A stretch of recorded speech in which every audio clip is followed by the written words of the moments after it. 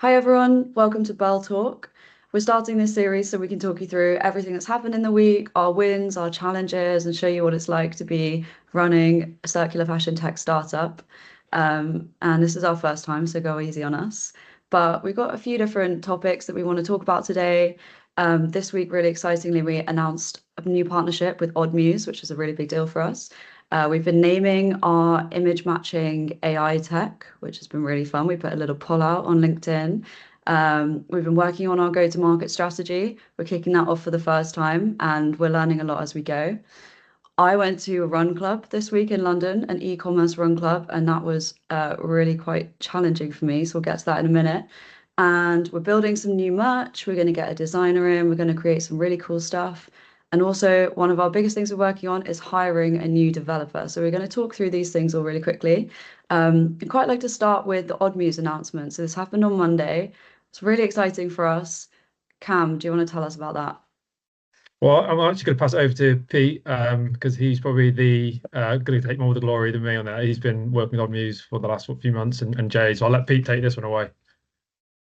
Yeah, definitely. Super excited. It's been a while in the making and started with some conversations with Odd Muse in relation to our trading product and working with them on that. And they thought that it wasn't the right time for them on that piece, but really had a problem in relation to their dead stock and being able to monetize items that have come back from returns that aren't suitable for being resold on their new website. So we have been building some really nice tech over the last year that allows us to automate that process of being able to resell on the secondhand market through marketplaces and branded owned sites. And so that came together really nicely with being able to offer a solution to Odd Muse to be able to monetize their items and do it in a really low risk, premium, discreet way for them. So that's been launched. It's started really, really well. So they've got over 7,000 items already in process with us. And over the next few months, we'll be monetizing those items and then also providing some really interesting, useful data back to them about the demand of the items, what's selling well, how sizing affects demand, and just general trends data that we can send back to them, and that will help us build out a real nice sort of data platform that we can build in the next few months as well. So really exciting, starting in the UK and also hoping to open that up to the US in the coming weeks and months as well. Cool. Yeah, definitely looking forward to the New York trip, Pete. Definitely, yeah, exactly. There's been worse trips, hasn't there, over the first few months. There's usually involves like going to the Midlands or something. So going to New York would be a bit of an upgrade on that, I think. Yeah. Anthony and I are actually also really looking forward to our New York trip. I know you guys didn't mention it to us Jess? yet, Are you but going? we've already been buying our warm coats, winter coats. I know it's been snowing, so just to let you know, we're also really excited to be coming with you in business class. Make sure you book your annual leave for that, and that's fine. So not a topic today, but we can actually fly. Probably the team fly to from Manchester to New York cheaper than we can go down to Manchester to London at peak time. So to be honest, that's the crazy thing about it, right? Andy Burnham's in the news at the moment, isn't he? He was the one who sort of put that out that you could go on average, you go to India from Manchester cheaper than you can go peak to London on train. So it's so crazy. Okay, cool. So the next thing we've got on our list is naming our image matcher. So before we talk about the little poll that we made on LinkedIn, can someone tell us what the AI image matching tool actually does? Yeah, absolutely. I can touch a bit about that. So our AI image matcher, we basically build up a AI tool that allows the warehouse people in logistics to basically be able to take a picture of an item and basically match that with a product from like a fashion brand that we have. And that way we can fetch all the correct data and everything and actually have that sync up and link up to our database and be able to make this a much more seamless process. It also, for users can also be able to, once they can take a picture of their item that they want to upload and trade in, and basically they can also have that match into the system that the fashion brand has. And it basically makes everything so much more seamless and makes it so much more easy and reduces human error. And it's just, I think it's fantastic. And I think it's an absolute game changer for so many of the fashion brands and warehouse logistics people as well. This is thanks, Andy. Yeah, it's really exciting for us to get this kind of out in the market over the, I guess, the last sort of 12 months.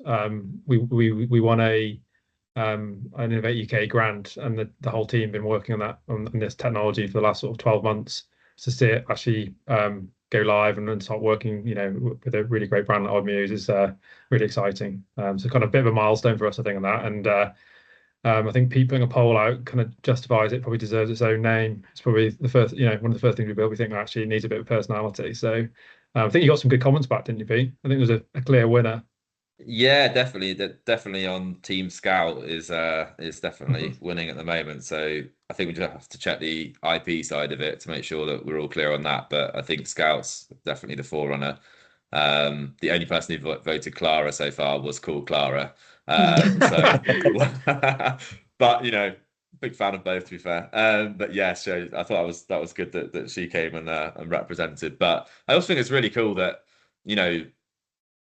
showing that this image matching was originally for trading, and we built it originally for trading to make trading process easier, and then being able to reuse it and repurpose it for this return solution that we've now built out and are now working with is also great. I think lesson on the whole journey of just be open to the opportunities that come from things. So I think that's been really exciting from our side to be able to build something that we knew had value, but then sort of repurpose it in a way that brings more value has been really exciting. But yeah, I guess next week's podcast might include whether the IP goes through for Scout, I think. So that's probably one of the next priorities, I guess.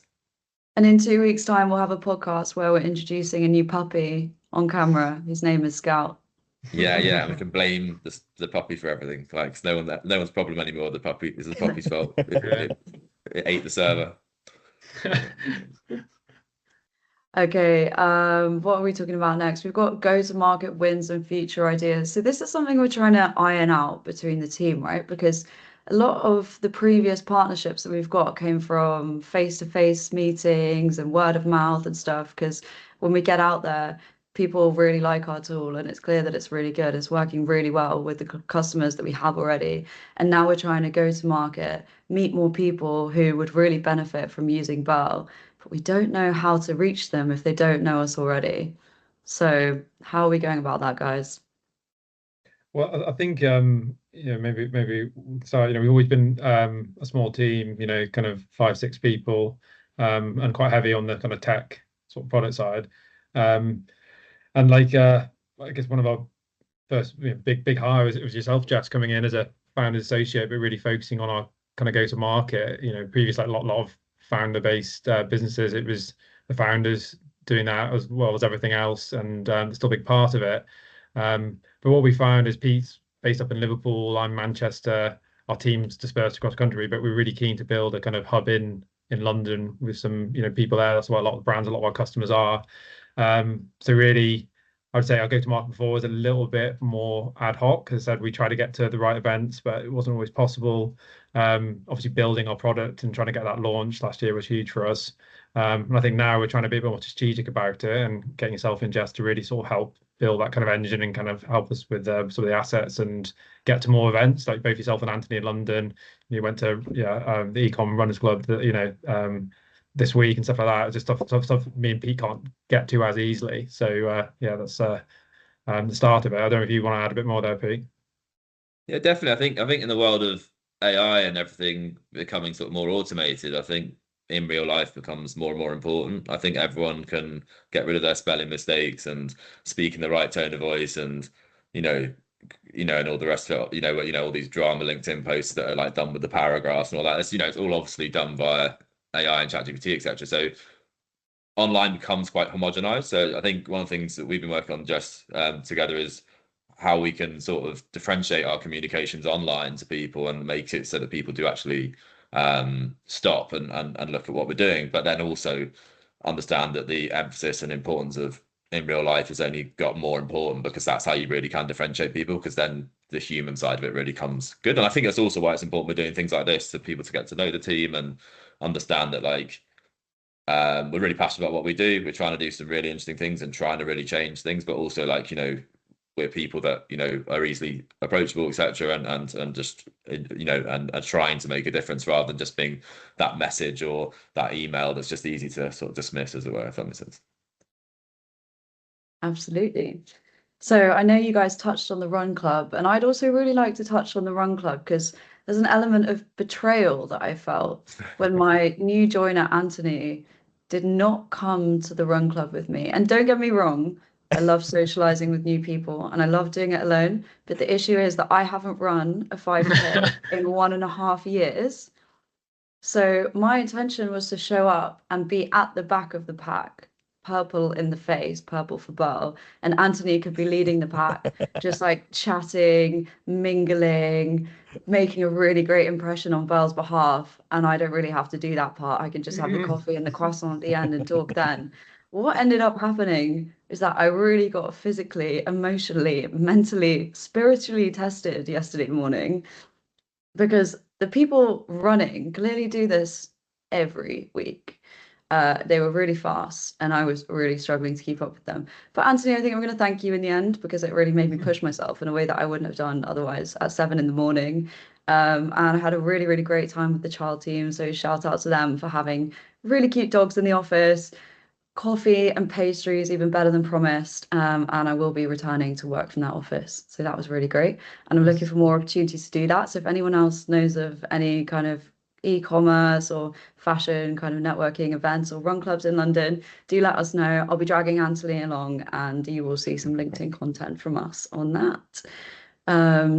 Good effort, So yeah. Jess. Well done. And Anthony, just for like just to bring some color to the story, just remind us where you used to work as well, just for you, you know, just evading the old run club. Oh, I used to work for Runner, I guess. Just a small little run club. So no excuses one on not team. actually being able to run or anything. Yeah, But I'm just to hoping, just to I was just to gonna say maybe clarify, we can Anthony, how fast do you run a 5K? slower than Pete. Just saying, slower than Pete. That's good. We should have like a little thing that like it's like who's the heat on the boxes, like, you know what I mean? Like as you go around, like definitely, yeah. Yeah, why not? Let's make sure we can join some as well, Cam, at some point when we do get down, because always good and take the pressure off Jess representing the team at every event. So. Well, yeah, I to think be we fair, actually I mean, had. sorry, go on, Jess. Go on, come. I was going to I- say we had a call with Anthony and Pete yesterday, and you guys saw how purple in the face I was. I literally matched my top. Didn't Very notice it, it's smart. all dressed, to be fair. Yeah. You guys are just trying to That's make just me a feel daisy. better. Cam, go on. No, I was going to say, I think Pete's right. Trying to get a few more sort of active events. It seems like people are doing that a bit more now, which is great. Me and Pete both do a bit of running, and I think we probably went to, I don't know, 8 or 9 cities in Europe last year, Pete. And we'd always like some great events, you know, and we'd always get, bring the running kit and just run around the city in the mornings and stuff. Would be great, wouldn't it? Best way to do it. But we need to work when we're coming out of London. We need to sort of get into that habit a bit more. Definitely. Yeah. I think this leads us nicely onto our next agenda point, which is new team merch. So we've talked about getting some running kit with the Birl logo or with some really cool design on it. And I think our strategy with our merch is to be cool about it. So no shade to other companies, but what we don't really want is a hoodie with our logo on it and kind of made of, well, we definitely don't want cheap, unsustainable materials because obviously we work in sustainability. So what's our strategy, Pete? We've got a call about this later. What are we doing with the merch? Yeah, I think for my side of it, I just want stuff that everyone wants to wear, right? Whether we manage to make something that other people, like or whatever, as long as our team are happy wearing it and it gets used, then that's all I want from it. And I think it's nice to maybe sort of tell a bit of a story about Birl in a picture or something, alongside what we're doing, whether on the merch. I think you also made a good point as well. Like, you don't have to create merch from scratch. You can create really good quality product on top of something that already exists. So for example, if you want like running wear, like get something that actually is functional that people are going to wear and is good for running, and then you can always brand it afterwards and do something interesting with it rather than having to come up with something cheap and cheerful that you can get access to and then isn't suitable. So I think I've seen some really, really good ones. I think the Swedish teams and companies are definitely ahead of everyone else. So like the agency Greben have really nice merch. Shout out to Vidar at Enfys, who is helping us with our merch and putting us in the direction of the person that did his. They do really nice stuff as well. So I think, yeah, just trying to bring something, a bit of personality that people want to wear, I think is the key thing, rather than just doing it for branding's sake, and then it just gets thrown away in a drawer and never used. Like the infamous the company water bottle that it's always got good intentions, but you never really see anyone actually use, if you know what I mean. So it's just trying to think of things that people want and making sure they're just not being wasted, really. Do you know what someone raised with me yesterday, which I thought was a really good shout, was bomber jackets? Have you ever seen a bomber jacket embroidered with a logo? It looks really good. I've got a really nice picture to show you guys. They are really good. I'm a big fan of that because there's a store in London called Goodhood. It's just off Spitalfield Market now. It was in Shoreditch, and they, like, instead of having like a uniform, they all just like wear the same jacket. So they all have like a cream or a black jacket with like some embroidery on it of Goodhood or whatever. And I think it's a really nice touch. So I think it could be quite a good one for if you needed to go to an event that's slightly more not formal, but do you know what I mean, like you couldn't just get away with wearing a hoodie or whatever. It could be a good touch, I think. So yeah, could be nice. Can I just say, a bomber jacket, just from if we were all to wear the same one, I just feel like I'm in Greece, as in the musical. Do you not think? It's just me? Yeah. Yeah, it reminds me a bit of like the Chicago Jackson Bulls in around. the 90s as well, like when they all like just like run on and they're like matching oversized merch as well. But they look quite good in it. But maybe we'd look slightly less powerful than Michael Jordan and Dennis Rodman and all those guys. But I think I'm feeling an opportunity for a theme for a LinkedIn series where we all just act out Greece scenes in bomber jackets embroidered for Birl. you could take the lead, Jess. We'll follow your see how you get Well, I on. mean, I would be. Is it the pink ladies? What? What are they called? Wait, because you guys are the boy gang, right? So I can't lead the. Well, I guess I could. I mean, girl power and DE and I and everything. But I think you guys probably have to head up the real macho part of that. Quite macho guys, to be fair. I mean, it's quite an obvious Yeah. tie in that. So That's what I've always thought about all of you. yeah, exactly. Yeah. As a three. You've also been saying this week, Jess, that me and Pete need to be wearing dresses and posting that. So I'm so I like glad this you idea. raised I like that, this Matt. idea better than dresses. So yeah. What's I the think we film should- where he dresses up as his mum and murders people? Is that Psycho? What's that? That film where in the shower, like in the Hitchcock. the hotel. Yeah. Yeah, it's probably a bit extreme, but Probably end could go for this that. topic there. Yeah. No, I think it's a really good time to move on to the dresses topic. I'm really glad you raised it, Cam, because I think I was sort of nervous to say this because I didn't want to undermine my boss, on the call. But since you raised it and you're obviously really excited about this, we obviously touched on announcing Odd Muse earlier, and I'm not sure if we said we have about 7,500 dresses, which is really exciting. And Cam and Pete really enjoy dressing up and twirling around in these dresses, but we never get footage of it. So I'm really keen to start actually showing the world how much passion they have for the dresses. And I bet you guys look great in them. I wish I could have seen. But I think we're going to start bringing some of them down to London on our team days and getting some actual content of the founders in the dresses, because I think it's a really good way for people to relate to you on a human level, Fair. My weekend time is my own time, Jess. What I do on my weekends is my time, not to be shared. But always up for something if the team's up for it. But yeah, see how we go. It won't be a pretty sight, I don't think. Trains are expensive, Jess. It's hard to get down all the time. Oh yeah, well maybe we should take that cheaper flight to New York and actually just parade around. Actually. There you go. Yeah. Put you on a billboard. It's probably cheaper than a train from the north to London. True. Yeah. Okay, we've got one more topic to cover in this week's edition of Birl Talk, and that is hiring. So we're currently hiring for a full stack engineer, aren't we? Who wants to tell me about that? Yeah. I guess I can touch on that. I'm sure a lot of the startup general companies, everyone's got the people hiring challenges and needs, and it really is I still think we struggle to find a sweet spot where there's lots of things we use out there. We've used Cord, Welcome to the Jungle. It used to be Otter, obviously LinkedIn. We try to avoid recruitment agencies, even though I get about 5 calls a day off them. But just because of the fees, right? It's so expensive. I think generally the tenure of developers generally is quite low as well. They're not generally, don't say 18 months. I don't know if it would be a typical, maybe Anthony, you probably know more than me, but it seems it's kind of typical. So spending those kind of huge fees is kind of a bit restrictive. One platform that we did really like, so shout out to Jumpstart, where you're getting you there, Jess, was massive, because we felt the way they did it on their platform, where you had a video from the candidate, which really nicely matched to what our job description was, and quite quickly allowed us to filter through people we felt would be a good fit from their personality and not just in their experience.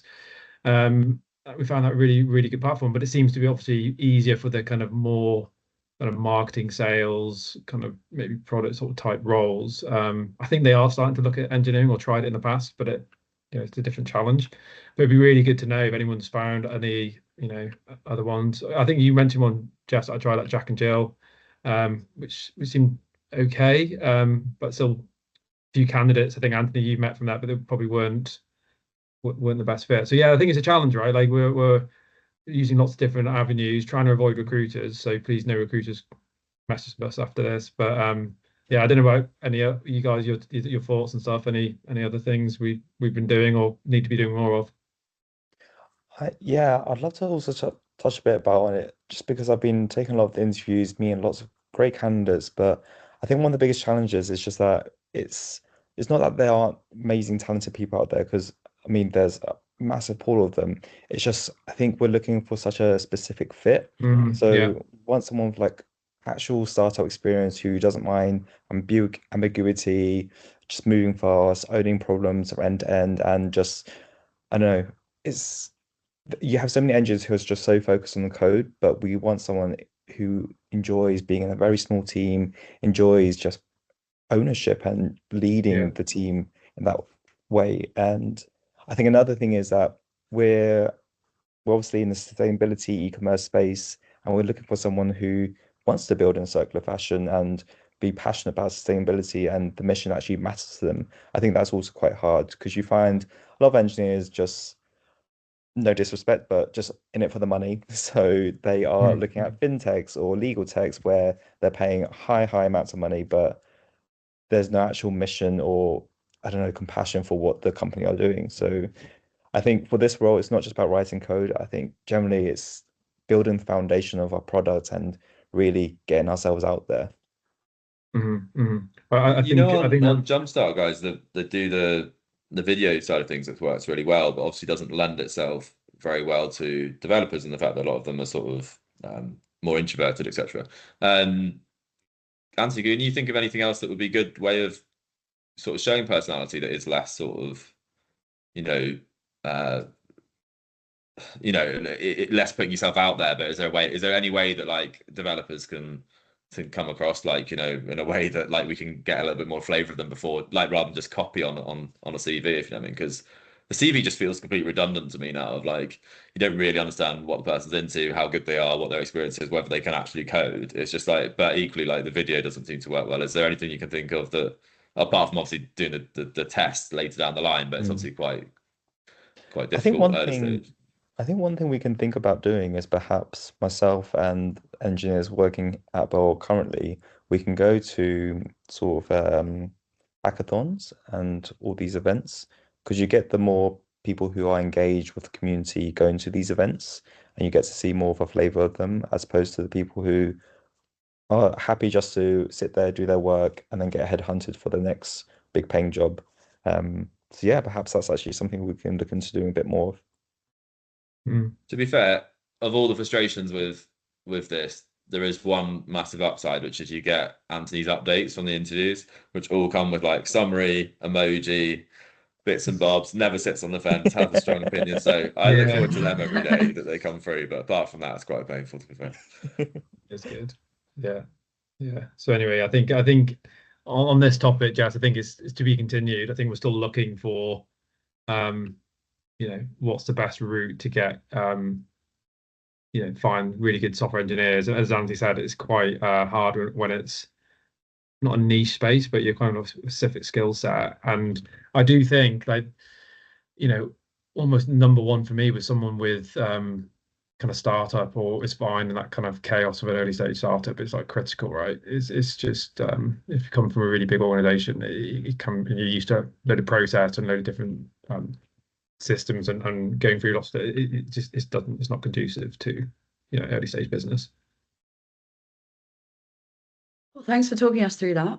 That concludes all of our topics for our first edition of Birl Talk. And I'd just like to give a shout out to Anthony, because I completely forgot to mention that Anthony is our CEO, Chief Emoji Officer, which it's been picked up that Anthony is bringing a lot of really amazing emojis to Slack.